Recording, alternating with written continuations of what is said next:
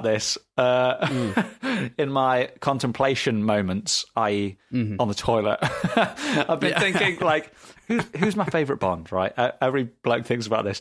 And the immediate one that everyone thinks about is, well, Sean Connery is the original and best, right? Some people would say that, I suppose. Some people would say that. But he's very... I don't think I like him as a person in real life. I like the character he plays, and I like the original Bonds, the Sean Connery Bond films. Mm-hmm. But then I've watched lots of interviews and stuff with Sean Connery, and listen, he just comes off as a bit of a knob. Yeah, like not necessarily his points of view, but just the way he speaks, and he's not very charming. Whereas I watch interviews with Roger Moore, and he has the same gravitas, the same gentlemanly air about him, but he's a nice guy. It's like, just because you're a bloke doesn't mean you have to be a dick, basically. And it seems like, and I personally get the impression that Sean Connery, at least from these interviews I watched, was a bit of a knob, or he was trying to come across as like a cocky dude. Yeah. No, I think I can't really argue that at all. I don't think I've mentioned. Did we mention this last week? But gosh, maybe we shouldn't talk about this at all, but we can cut this out if need be. But he had that interview where he's talking about hitting women. Yeah, I remember this. That's one of the interviews I watched. It's just like, oh my God, I mean, he doesn't back down, does he? He stands his ground. But is that not necessarily the hitting of women, but the fact that he didn't back down, the fact that he sort of believes what he believes, and he'll fight to the... Yeah. Ruffle some feathers, but maybe that's part of it. Maybe not, I don't know. Yeah, there are sort of two different points there, aren't they? Regardless of what he was talking about, the fact that he was standing his ground for what he believed, positive. However, I personally believe what he was talking about was wrong, and don't agree with that. So, I think that's why I get that prickly, ruffled feather feeling watching those things. I'm like, fair play, but I mean, I don't agree with you, mate. It's wrong. So, whereas Roger Moore, I never got that. I watch interviews and he's just charming. He's just a solid bloke. You can tell a good anecdote. I think he's got like 4 books of Bond-related anecdotes of like the golden era of Hollywood, funny stuff they used to get up to, and blah blah blah. And he just seemed, unfortunately, like a all-round great bloke. So I think I'm well and truly in the Roger Moore camp here. Okay. How about you? You've my hashtag not my Bond. I'm a Pierce Brosnan guy. Yeah. And you know that about me, and I'm not going to change my mind no matter what you say. But that's the films, right? Well, I don't. Yeah, I think you're right. I mean, because we're talking about the bloke here, the actor. You are talking about the bloke, and you are probably right. I think Roger Moore beats Pierce, but God, it hurts me to say it. Yeah, it's actually physically painful to say that out loud. So, gosh, okay. So I'll let you have the Bonds. I think you're right with. Although I think all Bonds are of a stand-up nature. They are all top blokes. Yeah. Sure. Timothy Dalton's a cracker. He's a great bloke. Daniel Craig seems just like a gent. I think they're all up there. I think just Roger, he's just a cut above. Yeah. Okay. I will give you that. For sure. I'm trying to think of a few, and a few names came to mind. So Bruce Willis. Oh, yeah. He's a nice guy. Arnie, of course. Big Arnold fan. So I was sort of trying to think of the more American side of it. But as they've got aged, especially Arnie, as they've aged, they've said things and done things that I'm just like, oh, that's let you down a bit, hasn't it? Come on, mate. Yeah, vegan, come on. It's like, please. Oh dear. Yeah. Thing is, people say a lot of stuff like that when they've had their fun, right? So they've had a great time eating all the best meat for the last 50, 60 years. And now he's like, right, okay, come on, everybody, stop eating meat. It's like, you've had a good old go for 60 years eating incredible meat. But, if we're talking about this specific example. This is the perfect equivalent of like the West turning around to like India and Africa and say, right, you've burned enough coal now. Come on, we learned the lessons here. Stop giving your civilians electricity, all right? Yeah. All right, invest for another 30 years and you'll be able to have solar power for them, okay? Don't worry about it. Yeah. Turn the electricity off. They don't need it. It's the exact same thing. It's like, it's so patronising, isn't it? Like, trust me, I've lived it. I know what's best for you. Yeah, right.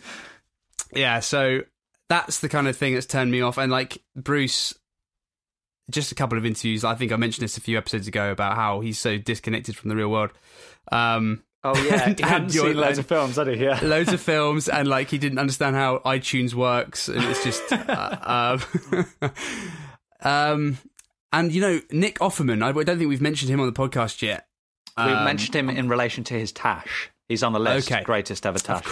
Of course, yes. Well deserved to be on there. Yeah. And he's, for me, like pretty up there for like a good all-round man. But again, he lets himself down, I think, in certain aspects. With some of the stuff that he says, doesn't need to necessarily go into big details about it, but like political views and things that I'm not particularly a massive fan of. And he sort of doesn't hold his ground very well, in my opinion. And he has got good views on a lot of things like the meat industry and that kind of stuff. But yeah, but then no one's perfect. So I was just thinking that as you were saying that, I was like, listen, as blokes, we're all flawed. We all say some stupid stuff. Mm-hmm. I was going to say every now and again, but probably more frequently than that. We say a lot of stupid stuff, you know, whether we mean it or not. Sometimes it's a mistake, isn't it? And yeah, I sort of think, you know, listen, if you're 90% a solid dude, even 80%, it's good enough for me. You know? Yeah, I'll hang out with, you know, I'll go to the pub, share a beer with anyone who, you know, tries their best and is a good bloke. Do you know what I mean? Oh, 100%. Oh, of course. No. I'm with you on that. Even if we disagree. In fact, that's almost more fun sometimes, isn't it? Like if you disagree on stuff. Like I've got several mates who I'll be talking to them about this and that, and we will just go off on one for like half an hour, like not screaming at each other, but like, you know, not backing down. And then at the end of the argument, we just think, that was good fun. Right, beer. You know, and it's just 100%. It's just like brushed under the carpet, and it's fine, and that's good fun. Like we've just killed half an hour and had a good old laugh whilst doing so. Do you know what I mean? And that's the way I think it should be. Like if everyone believed the same thing and everyone liked the same stuff, if everyone supported the same football team, wouldn't that be terrible? It's like it'd never be a good game because there'd only be one team. You know, it's like same with a lot of things in life. You know, as long as you respect the other person. Mm-hmm. Yeah, well, that's people struggle with that nowadays, I think, a little bit. But yes, 100% agree.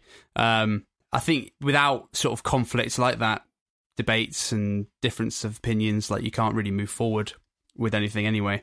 And you can't really, people say like human brain doesn't work very well on its own. It doesn't think and have good ideas on its own. It needs to be challenged by someone else and by conversation. So by having a good conversation with someone that maybe differs in opinion with you slightly or drastically, that's how you sort of grow.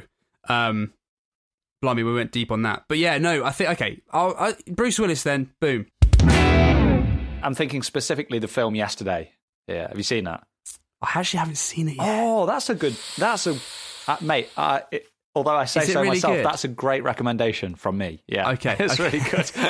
Well done, me. Right? I mean, because you love the Beatles just as much as I do, and that's like, it's fantastic. You know the basic premise, right? Kid is a sort of struggling coastal town acoustic musician, and he basically decides to give up music for good, get a real job, and on his way home gets hit by a bus. Right, all the lights go out in the world for some reason. And this bus's lights go out and it hits him.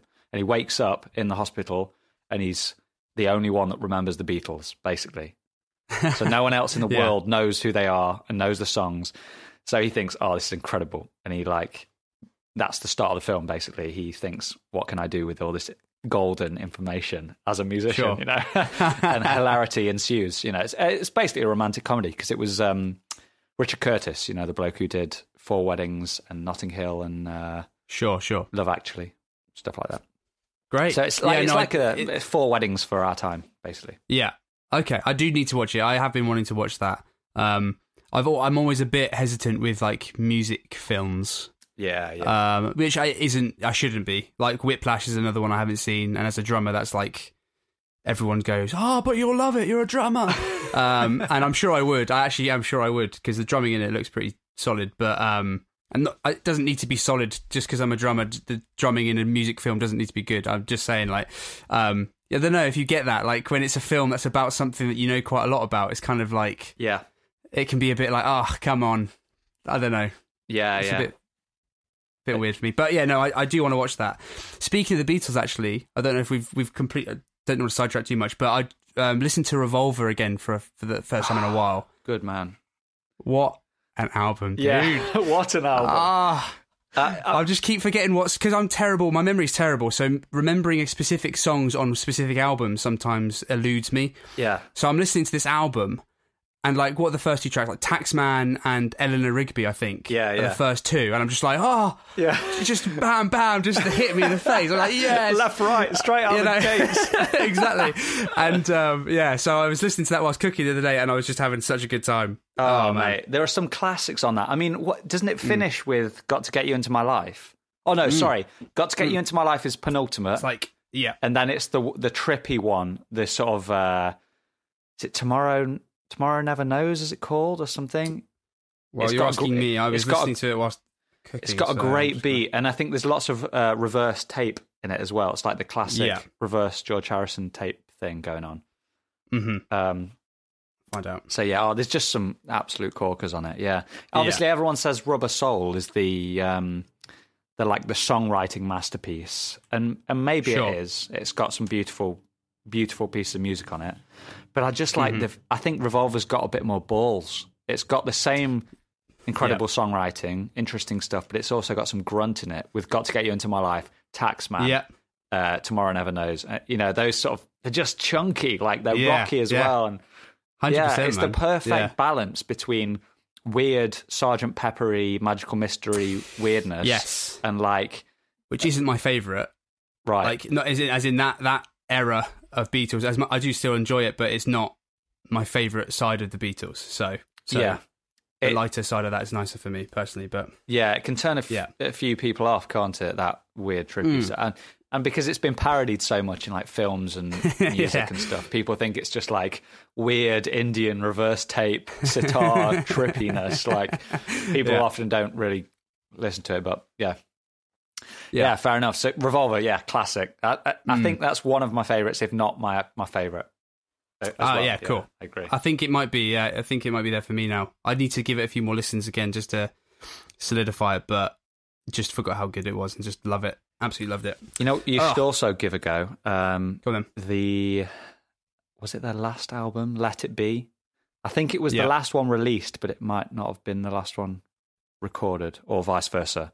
Mm-hmm. Basically, I think Abbey Road and Let It Be was sort of done back to front and released back to front.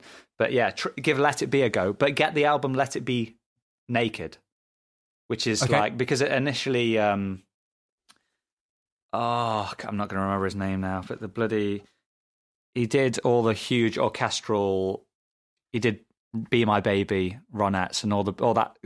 Phil Spector, that's something. Oh, yeah, of course. Yeah. His big wall of sound. And I think he was involved with it, and he just slathered it in strings and orchestras and stuff like that. And Macca was dead upset. And basically, years later, they released this one called Let It Be Naked, where Macca just went into the studio and stripped off all that crap, basically. So it was like stripped down to the songs, the proper stuff.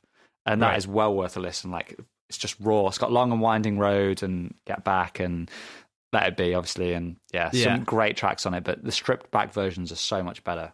It's like real man. raw I stuff. think I'm going to go on a Beatles journey. I think that's my next plan. Yeah. A little bit of a journey. Because I used to listen to, like, my go-to album for me was always Hard Day's Night. Oh, yeah. Now, that's classic like, Austin Powers Beatles, though, isn't it? Exactly, But I love it. It's great. All the songs are either about loving girls or holding their hands or something. I don't know. And it's just, oh, man. They're so good, though. It's so good. It's that, it's ultimate. It's the distillation of that 60s pop Beatles sound, isn't it? Like sure. And the combination of the film as well. Have you seen that? Have you seen A Hard Day's Night, the film? I actually